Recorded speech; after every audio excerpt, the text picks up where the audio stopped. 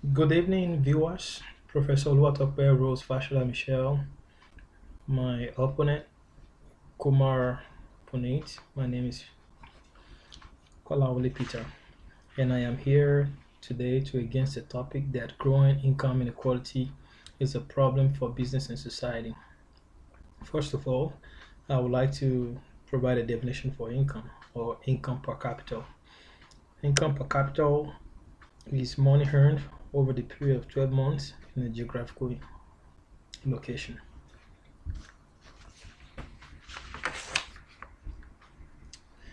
Also, today, uh, before I start, I would like to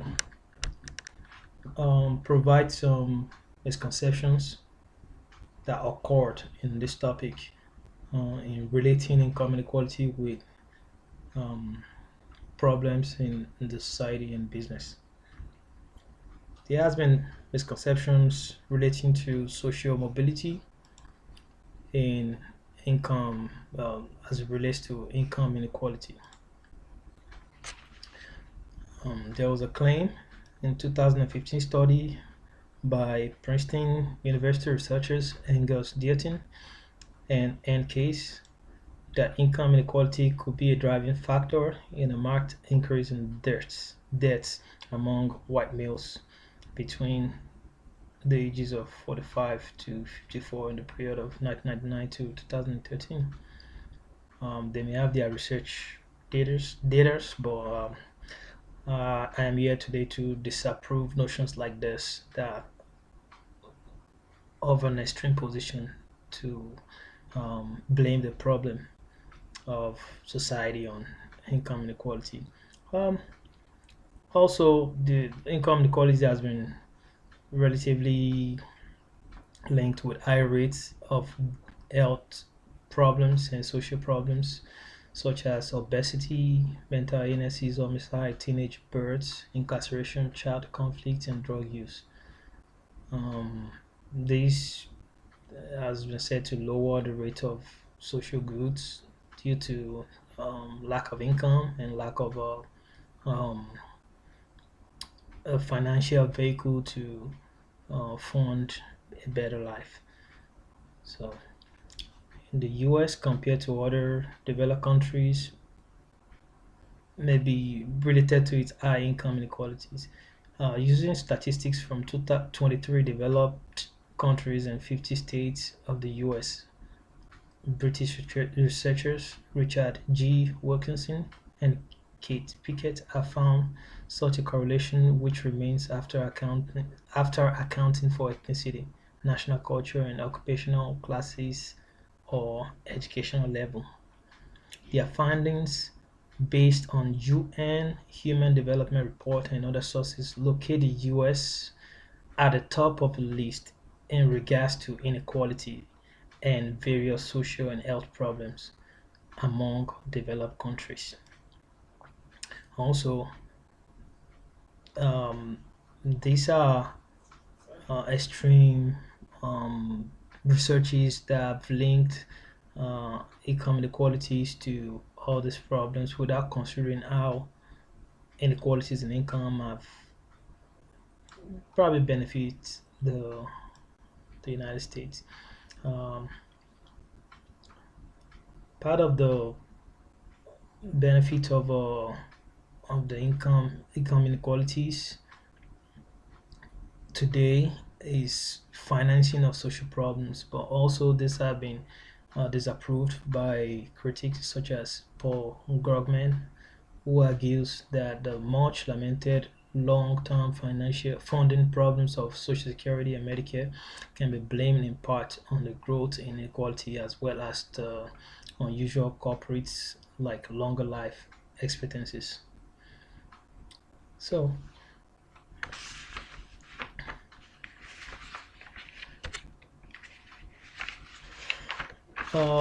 also the traditional source of funding for these social welfare programs uh, are from payroll taxes, so which indicates because it does not capture income from capital and income above payroll tax cap, which might which makes up a larger and larger share of national income as inequality increases. So basically, Paul Grumman is trying to cover up the fact that there are different people pay different taxes, different income for different taxes for different incomes. Is trying to, in my opinion, find an excuse to justify that the tax allocations are not quite efficient enough.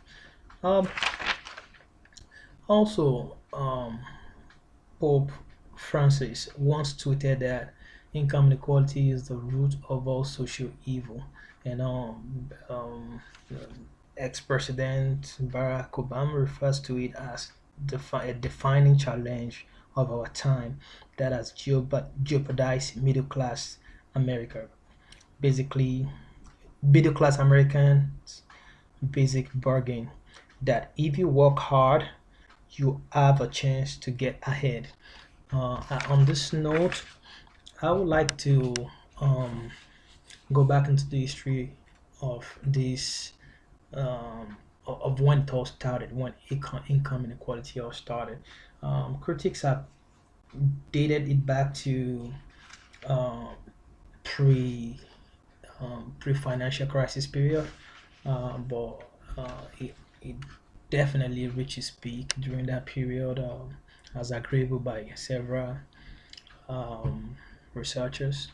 And when this happened, everybody was affected, both the rich and poor, haves and have-nots.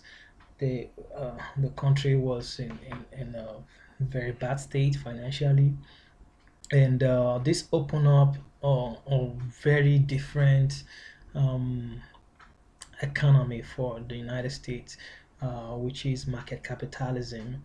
And market capitalism opens up opportunities for those who would otherwise have none. So it's just a period of taking a bull by its own. So if you have something to bring on the table, or business to business idea to furnish, uh, the there's even platform for everybody, and this is where people like this is how people like Steve Jobs, um, Elon Musk, Mark Zuckerberg um, came out and to show America the new, and not just America, the entire world, the new face of um, economy. And still this still have its own criticism that this gave rooms for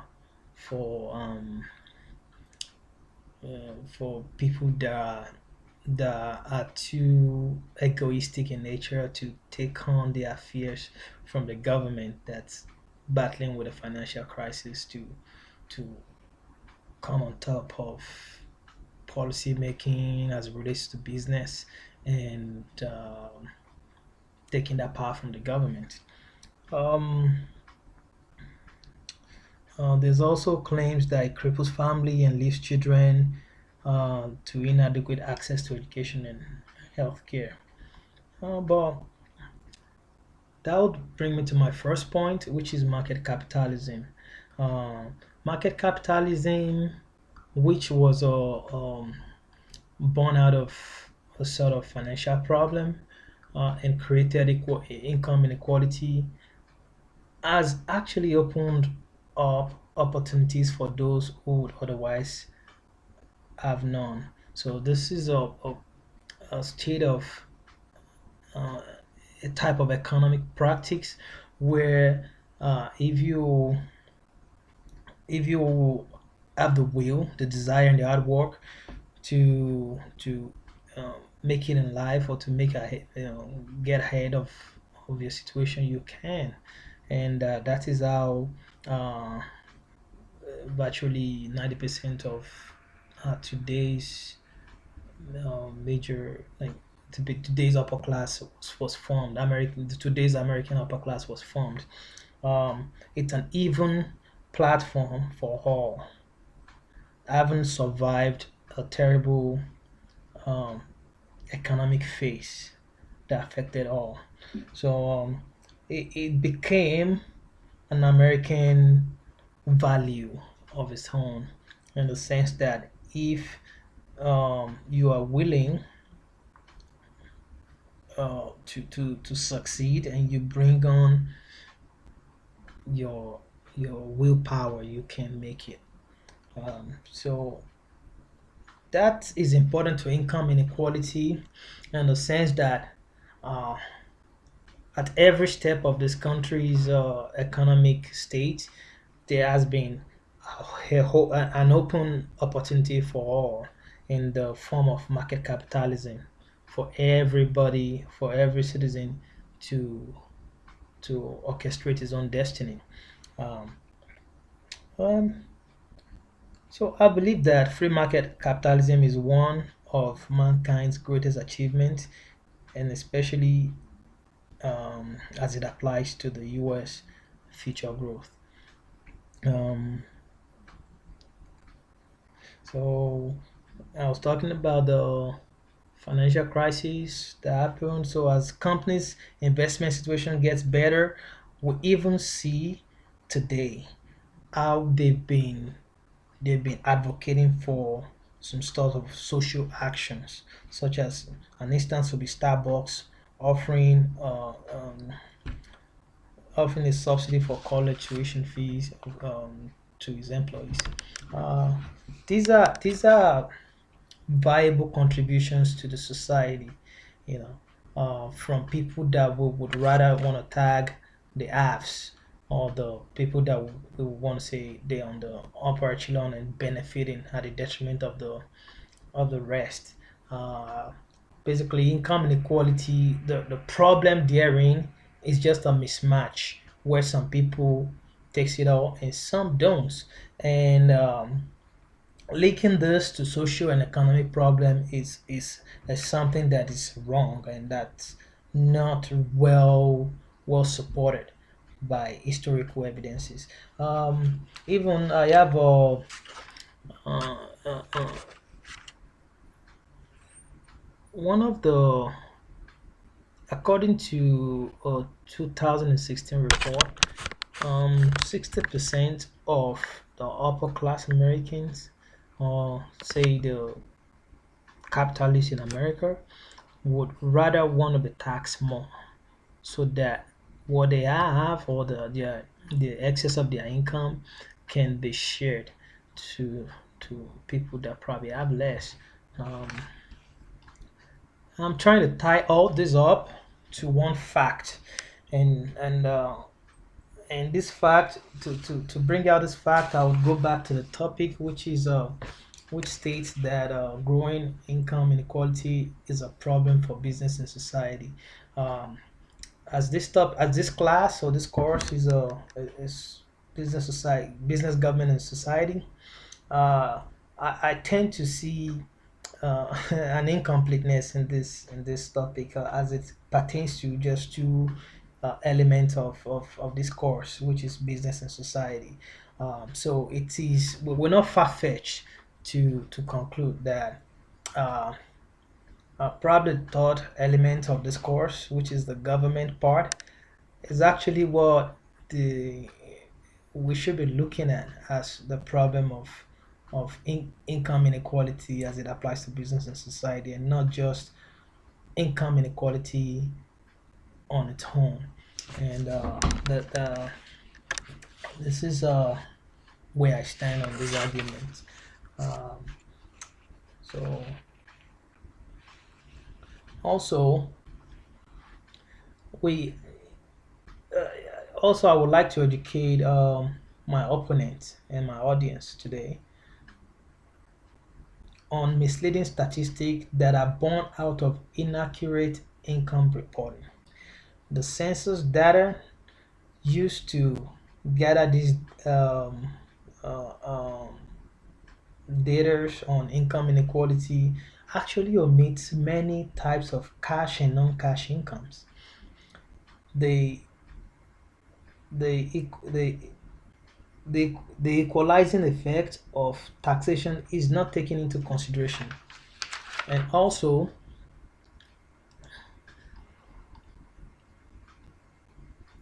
evidences of shared income um, are not properly documented, and like I have an article here that I would include in my reference point that shows the Census Bureau actually making these mistakes and making this error and later trying to compensate for it. So my point is we cannot rely on um, the absoluteness of the statistical data that are provided on income inequality.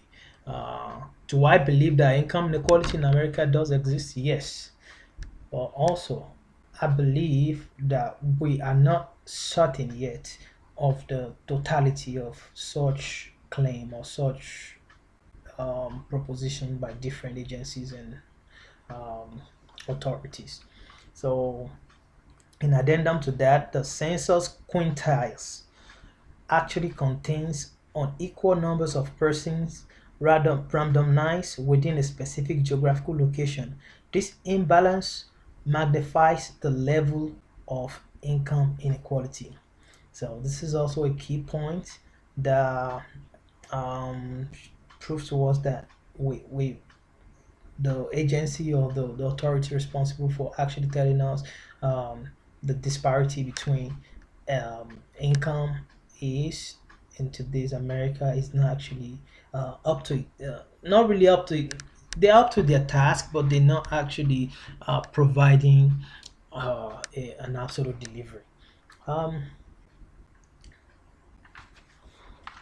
in order to factor in the completeness of this report, there has to be uh, the value of realized capital gains, which should be added to income. There has to be the value of welfare benefits such as food stamps, public housing, the school lunch program, and other social benefits that are accessible to middle class Americans. These also have to be included in income reporting.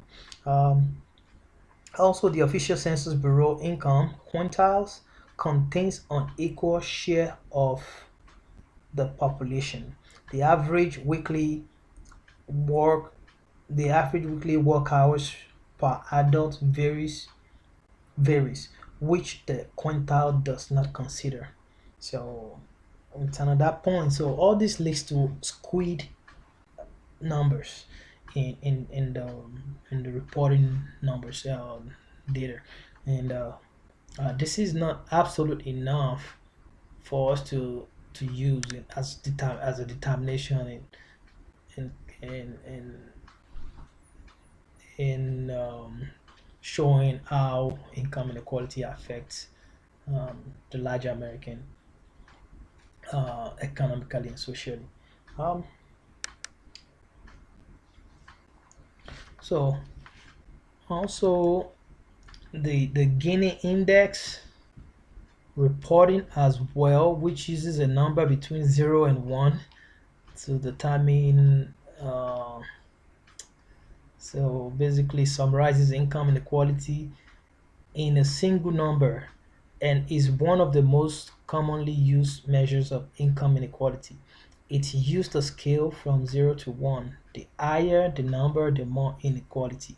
0 represents perfect equality, everyone having exactly the same income, and 1 represents perfect inequality, one person having all income. So the problem to this is